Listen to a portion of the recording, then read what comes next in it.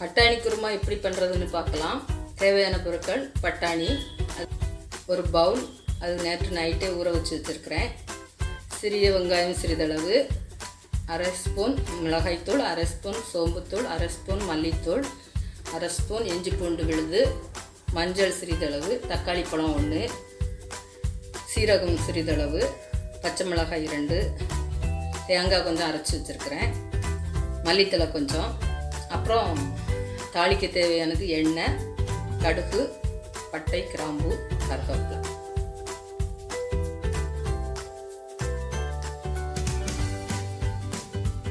பட்டாணியை போதுமான அளவு தண்ணீர் ஊற்றி வேக வைக்கணும். 2 ஸ்பூன் எண்ணெய் ஊற்றணும். எண்ணெய் காஞ்ச உடனே சின்ன வெங்காயத்தை போடணும்.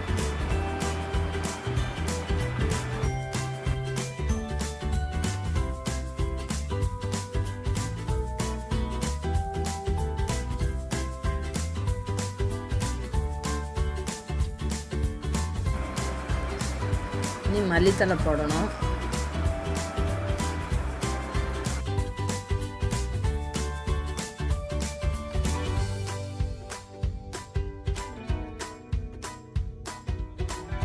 அப்புறம் தக்காளி பழம் போட்டிருக்கேன்.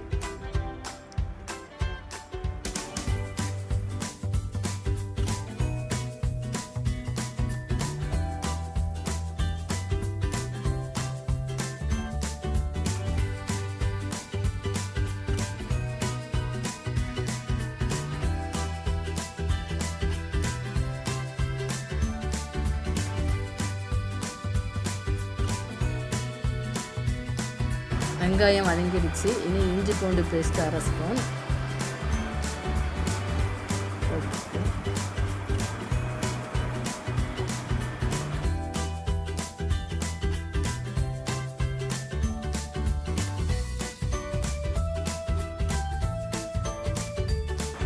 மிளகாய்த்தூள், மல்லித்தூள், சோம்புத்தூள்,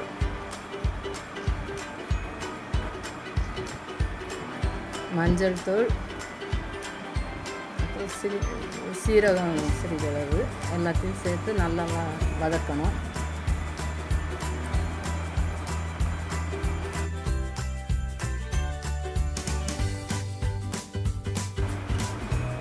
இப்போ எல்லாம் நல்லா வதங்கிடுச்சு. இனி அதை எடுத்து மிக்சியில் வச்சு அரைக்கணும். மிக்சியில் அரைச்சி எடுத்தாச்சு.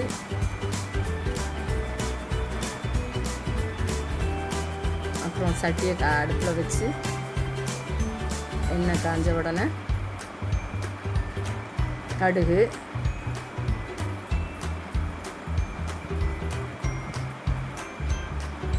பட்டை, கிராம்பு,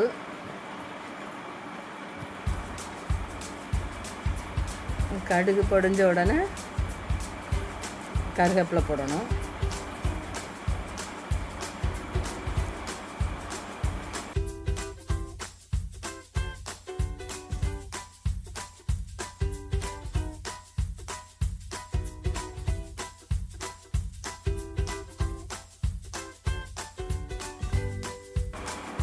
அப்புறம் அரைச்சி வச்சுருக்கிற மசாலாவை அதோடு சேர்த்து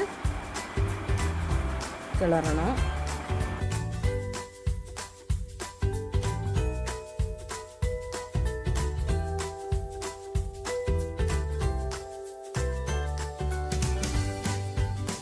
அரைச்சி வச்சுருக்கிற தேங்காயும் அதோடு சேர்த்துக்கணும்.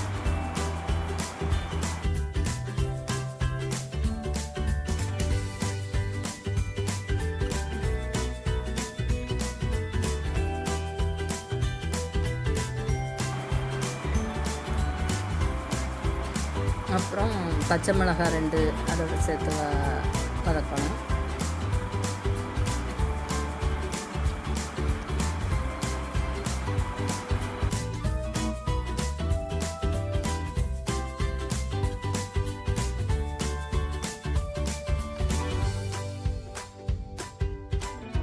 இனி பட்டாணியும் சேர்த்துற வேண்டியதுதான்.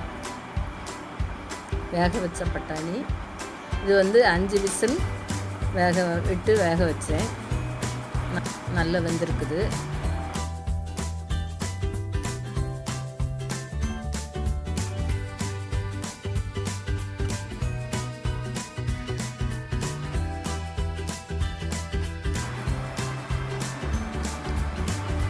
இனி இன்னும் தண்ணி கொஞ்சம் ஊற்றணும். அப்புறம் தேவையான அளவு உப்பும் போட்டு அந்த பச்சை வாசம் போகிறது வரைக்கும் அடுப்பில் கொஞ்சம் நேரம் வச்சுருந்து அப்புறம் இறக்க வேண்டியதான்.